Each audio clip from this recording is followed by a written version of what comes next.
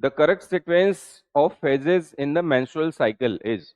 अभी अभी हमने थोड़ी देर पहले बेटा देखा था कि कौन कौन सी फेजेस होती हैं एमसी के अंदर। प्यारे बच्चों, मेंस्ट्रुअल साइकिल के अंदर, एमसी के अंदर सबसे पहले हम कौन सी लेते हैं? Bleeding phase. ब्लीडिंग जो है, अगर हम बात करें ब्लीडिंग फेज लेते हैं। ब्लीडिंग फेज को हम मेंस्ट्रुएशन फेज भी बोलते हैं, आल्सो कॉल्ड। मेंस्ट्रुअल साइकिल की कौन सी फेज? Menstruation phase. मेंस्ट्रुएशन जो है वो फेज भी बोलते हैं इसको। नेक्स्ट हम लेते हैं बेटा कौन सी, इसके अंदर प्रोलिफेरेटिव फेज या फिर follicular phase. Follicular phase, follicular phase इसलिए कि फॉलिकल्स की फॉर्म में primary, secondary, tertiary follicle, Graafian follicle की फॉर्म में क्या बनता है अंदर? सेकेंडरी ओसाइट या ह्यूमन एग। तो फॉलिकुलर फेज, या फिर इसे जो है प्रोलिफेरेटिव फेज भी बोलते हैं।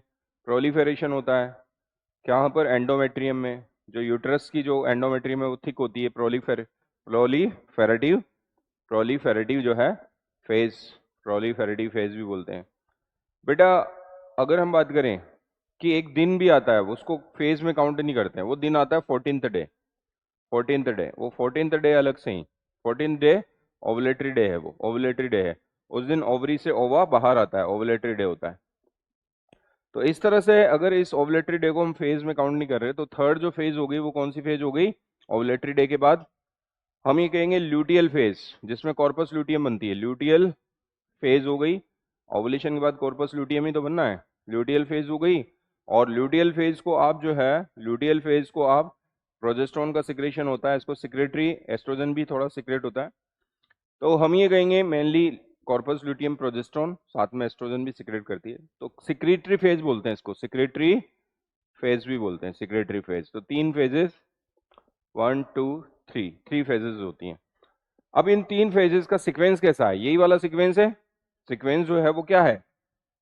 सीक्वेंस तो यही है बेटा, ये वाला ही सीक्वेंस है।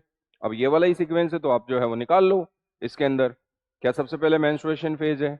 बिल्कुल मेंस्ट्रुएशन फेज। फिर उसके बाद फॉलिकुलर फेज है, हाँ फॉलिकुलर फेज। फिर उसके बाद ल्यूटियल फेज है, ल्यूटियल फेज है। चलो ये तो ठीक हो गया।